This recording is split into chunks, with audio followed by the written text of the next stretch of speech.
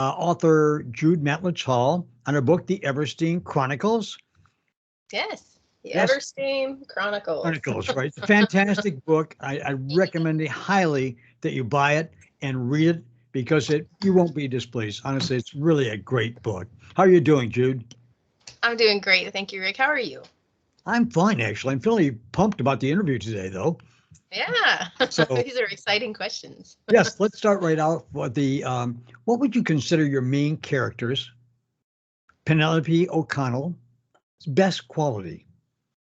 I think her best quality is that she's a very logical-minded person. So Right. she's really grounded.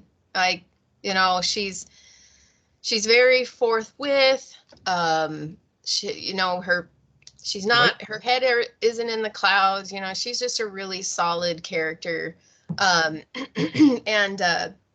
she's really a strong character because she really relies on herself. And so she's done a lot of self-reflection, and she's a very capable person.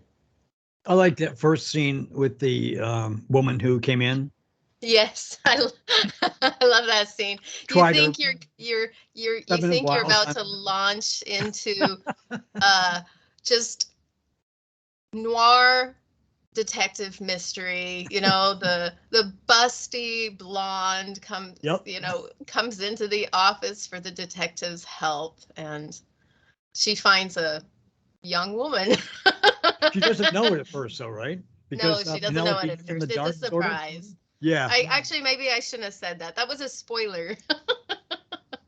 Believe me, they'll find it fascinating. The readers will find it truly, truly fascinating. Now, what would you say is Penelope O'Connell's singular character flaw? Oh, well, she doesn't let anyone in. She's so self-dependent that she's really shut down against people. So she doesn't let people in. She really guards her emotions.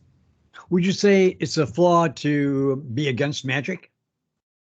To be against magic? Oh, yeah, yeah. Well, that's the thing is because she was raised with all these stories from her grandfather, right? Sean O'Connell, who was an inventor, and he was a cool character, by the way.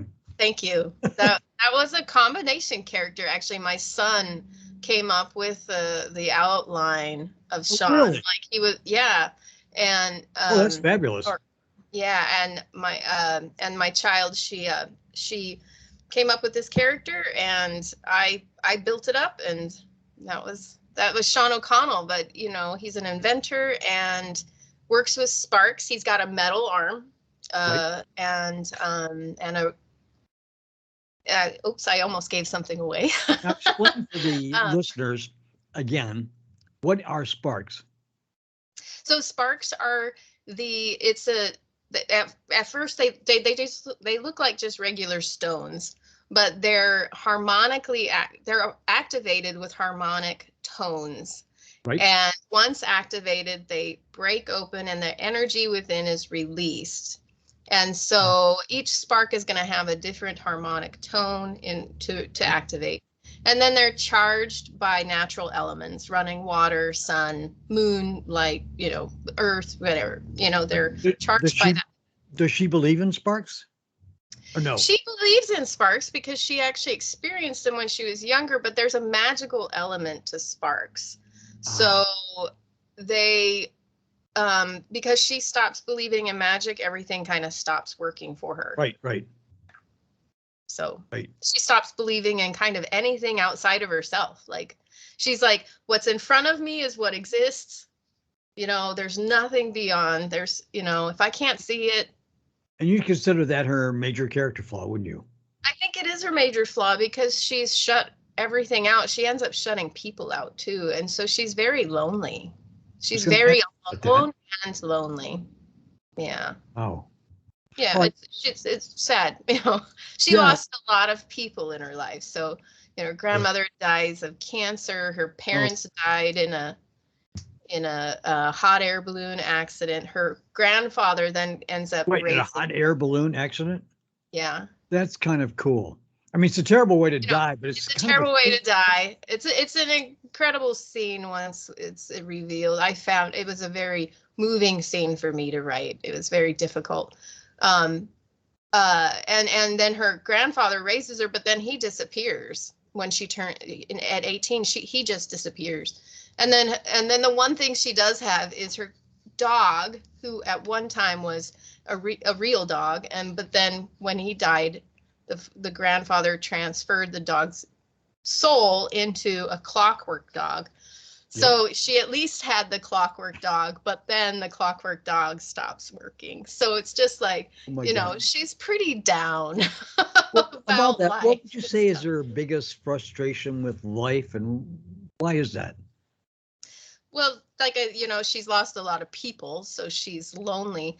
But just because, it's kind of that downward spiral that, it happens in real life is, right.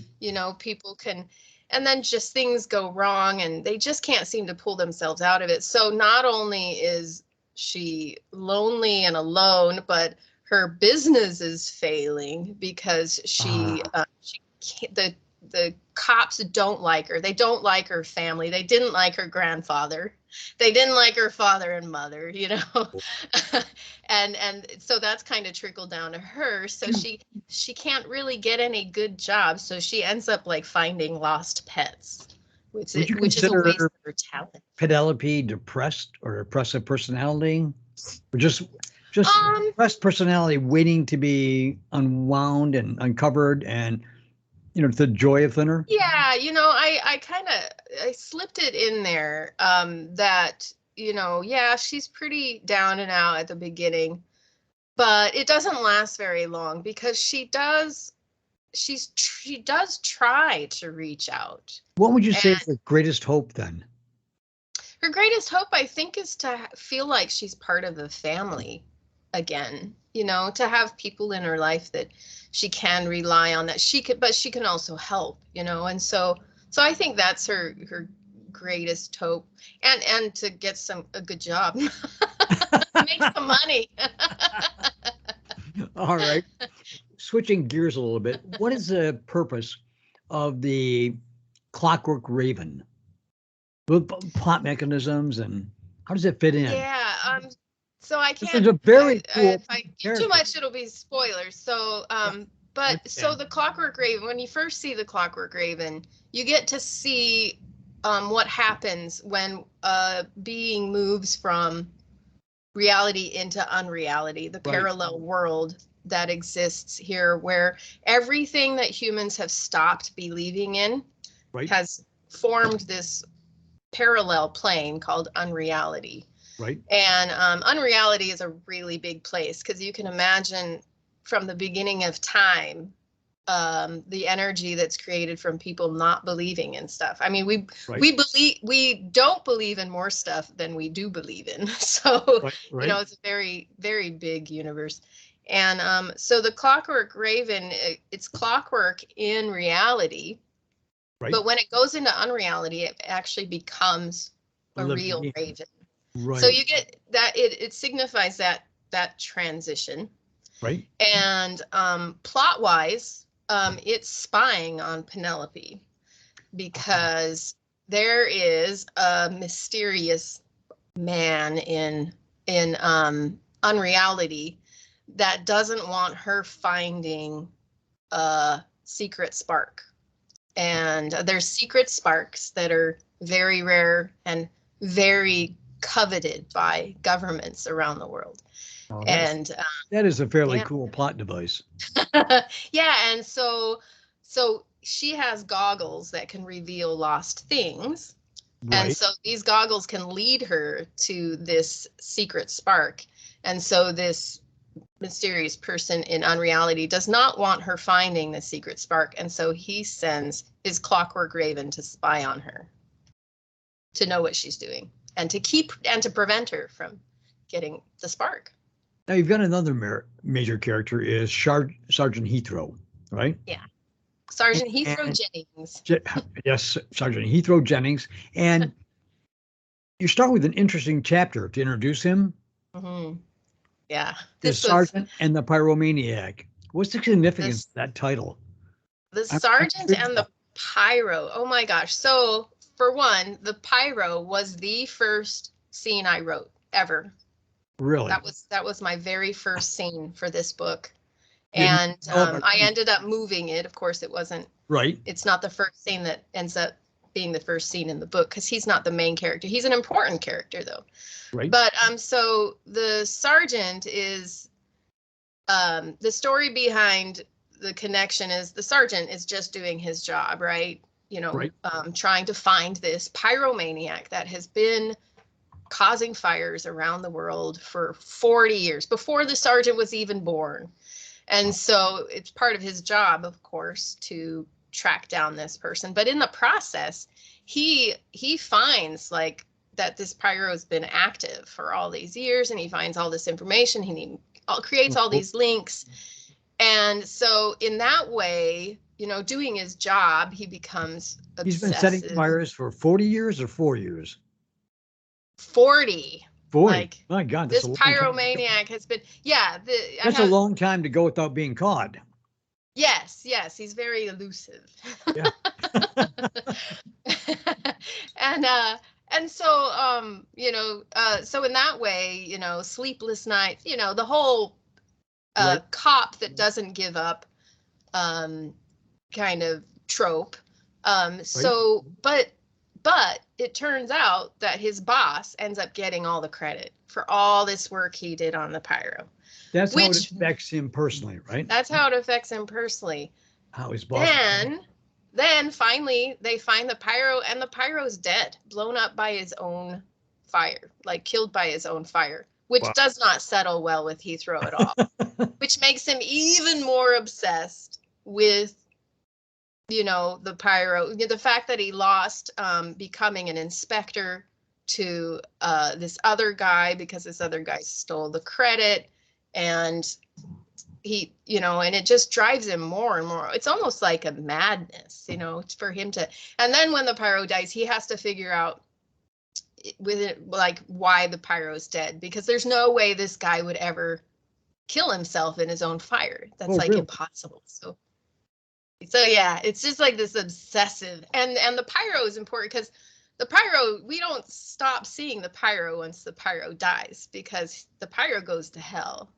And so we get to see the Pyro's journey in the afterlife, and you know, the question arises is, what is one person's hell is another person's heaven, right? A pyromaniac going to hell. I mean, it's like, well, did he go there because he was bad, or did he go there because this universe is not? Got to read the book to find out, right? Yeah, you got to read it to find out. All right. Now, what were some of the sergeant's other key traits? I mean, you said his obsession, his almost driven obsession to catch the Pyro. Yeah. Dominated him and dominated his life. What other character traits does he have? Well, he's a very spiritually driven person as well. And so there's this scene I really had fun writing, and it's he's wearing a pentacle around his neck. He's praying to the gods. He's making the sign for the evil eye, to ward off the evil eye.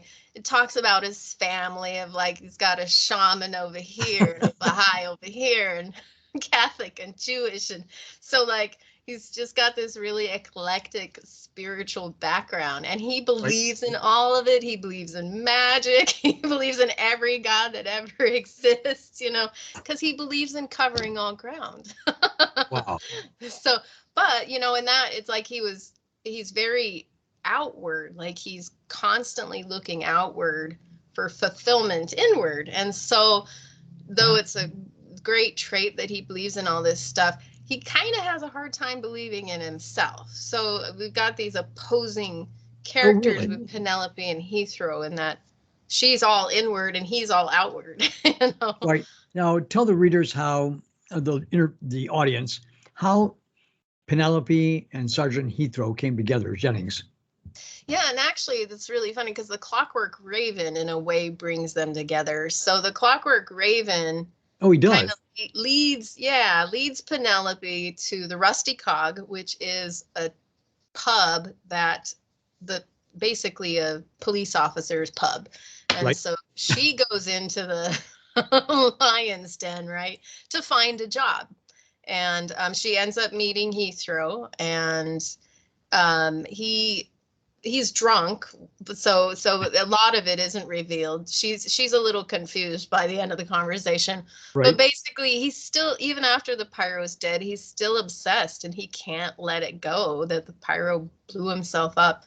And so in that way she gets introduced to that. But it's a really important scene because she gets confronted by the inspector, and which gives her a really hard time. It's a very mean scene, and she runs out, and it's raining, and she's crying, and she slips and falls and hits her head, and she ends up, that kind of starts, she starts having visions after that. Huh. That's So very interesting. Now, yes, how can the audience go to your website, Jude? Oh yeah, it's really super easy. World Wide Web. JudeMatulich-Hall.com. Right. Don't forget, that's 2 H's, Matulichhall. Right. And how can I find you on Facebook? So I'm at under my name, same thing, or JMH Writers and Illustrators is my writers and illustrators group. Right. All about the written word. The illustrators are also about the written word. And that's a fascinating group, by the way, it sounds like. Yeah, it's a really fun group. A lot of support, a lot of great conversations. And I also have a podcast on Facebook called Titles, Talk, and Tipples. All right. Where I talk with other authors, and we. Now, is that on YouTube also? That is on YouTube, yeah. How do you say it again? Titles, Talk, and Tipples. All right. Good. Well, we'll further explore your book in the next interview. Thank you. And your publisher is White Cat Publications. Yes. And I'll see you next time, Jude. Thank you, Rick. All right. Bye.